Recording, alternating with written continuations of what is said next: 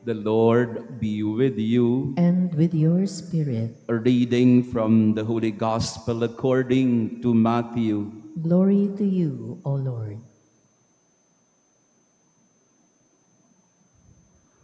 Jesus said to the 12, "As you go, make this proclamation. The kingdom of heaven is at hand. Cure the sick, raise the dead, cleanse the lepers, drive out demons. Without cost you have received, without cost you are to give.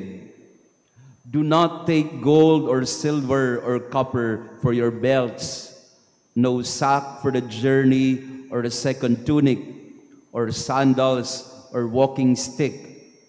The laborer deserves his keep. Whatever town or village you enter, look for a worthy person in it and stay there until you leave. As you enter a house, wish it peace. If the house is worthy, let your peace come upon it. If not, let your peace return to you." The Gospel of the Lord. Praise to you, Lord Jesus Christ. Praise be Jesus Christ. Now and forever. Good morning, dear friends. Pakibati din ng good morning ang ating mga kasama ngayong umaga.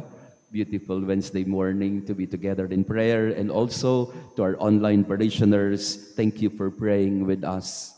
We celebrate the memorial of Saint Barnabas, not included in the list of the 12 apostles, but designated as an apostle, just the same like Saint Paul.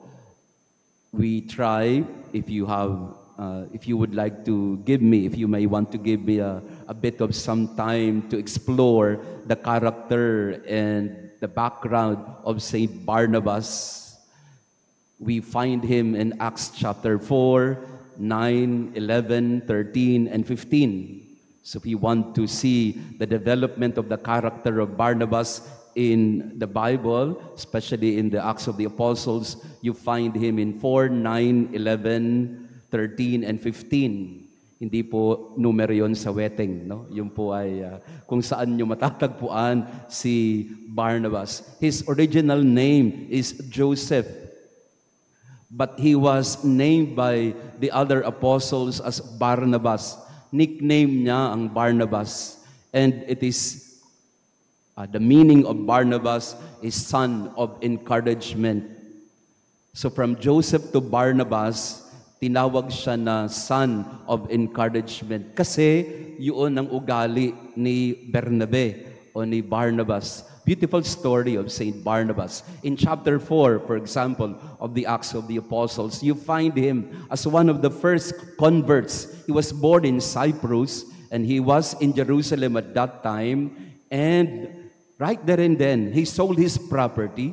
Meron siyang property, binenta niya yon at binigay niya sa mga apostoles. He was the first to do that, to surrender his material possessions for the Lord and lay them down before the apostles. Kaya tuwan-tuwa yung mga apostoles sa kanya kasi napaka-generous ni Barnabas. And in Acts chapter 9, you find him as the mentor of Saint Paul. And remember, after the conversion of Paul, he was not readily accepted by the apostles. They were very suspicious of Paul dahil, well, alam naman natin ang ginawa ni San Pablo. Pero sabi ni Bernabe, hindi. I vouch for him. I can accompany him. I can tutor him to the faith. So si Bernabe po ang naging kasakasama ni San Pablo.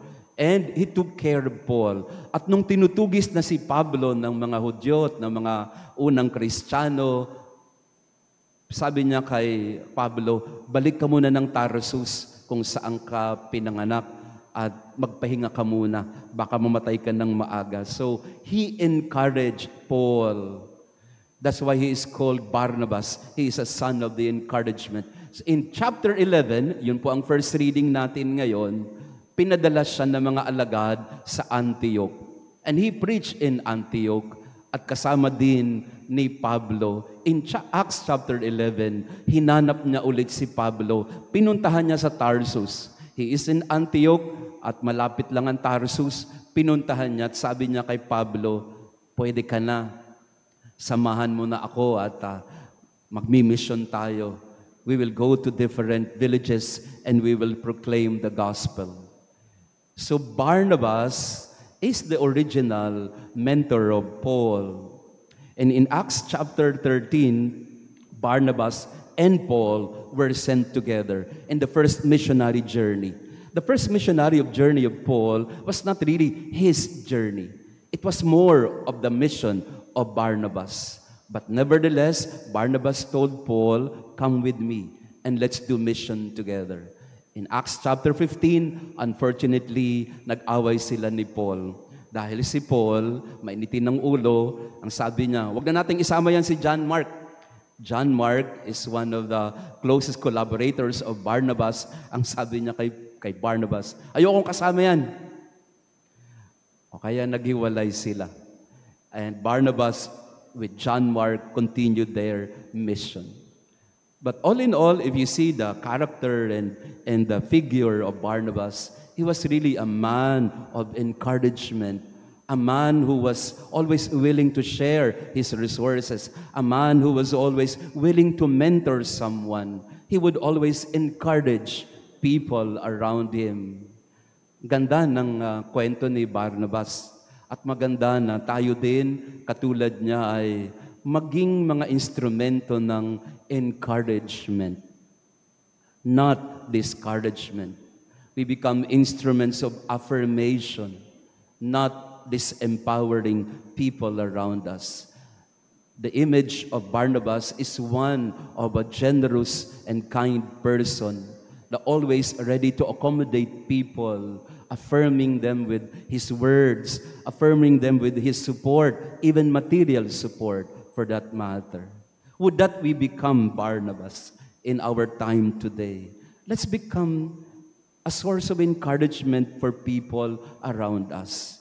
Kahapon, I gave a recollection to the teachers of St. Paul in Pasig, and I was telling them, you as teachers, your mission is really to become a source of encouragement, of empowerment, not a source of discouragement or disempowerment of people, especially the people under your care, the students. Yan po yung mission natin. Let's be more affirming. I think tama na ho yung yung minsan tayo po ang unang-unang ang tawag natin doon sa panahon natin ngayon, tayong unang-unang nag-o-okray sa mga tao. Si Barnabas, his gift was words of affirmation and encouragement. He was always there to strengthen people around him. Tayo naman, magaling tayong mag-okray. Pakitingin nga ang katabi mo. Yan. Unang-una ba yan na magaling na? Kahapon po, talaga I'm very hurt. I'm very hurt because kahapon nabanggit ko po na lumalaki na ako dahil pinapakain niyo ako lagi. Alam niyo po, ang dami nag-message sa akin, mga 10 ang sabi nila, oo nga Father, taba-taba mo na. Sabi ko, so much for encouragement talaga, no? Ang galing niyo.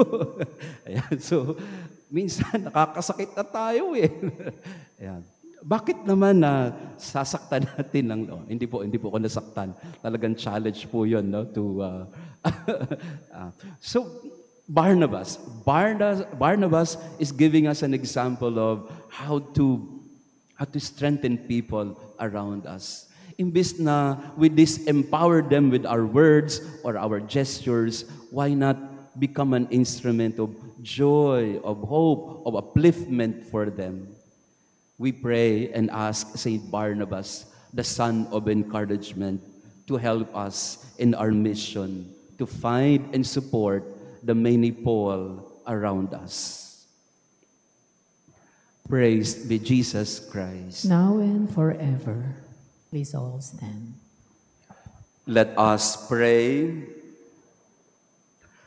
As we receive the pledge of eternal life, we humbly implore you, Lord, that what we celebrate in sacramental signs on the memorial of the Apostle Barnabas, we may one day behold unveiled through Christ our Lord. Amen. Maraming salamat po ulit sa inyong pagdalo sa ating banal na misa, and to our online parishioners, thank you for praying with us. Mga kapatid, friends, marami na hong mga bashers. Huwag na nating dagdagan. No? Let's be like Barnabas. Let's become sons and daughters of encouragement, not of bashing people around us. The Lord be with you. And with your spirit. And may our loving God bless you and your family, the Father, the Son, and the Holy Spirit. Amen. Our Mass has been offered. Go in peace to love and serve the Lord. Thanks be to God.